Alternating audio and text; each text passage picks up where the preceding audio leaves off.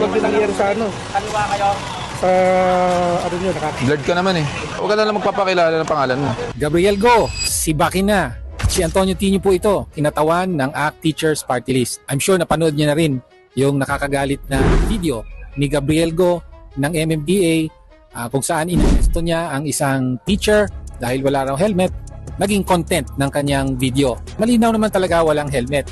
Ang issue dito, hindi na dapat above the law ang sinuman. Ang issue dito, una, ay yung basic na pagrespeto dapat ng lahat ng law enforcers sa mamamayan. Whether teacher o ordinaryong mamamayan, kung may paglabag, dapat yung law enforcer may respeto sa mamamayan. At yan ang hindi pinapakita ni Mr. Go. Ngunit pangalawa, at dahilan kung bakit talagang dapat si Bakina, itong si Gabriel Go, nilabag niya ang right to privacy ng isang mamamayan.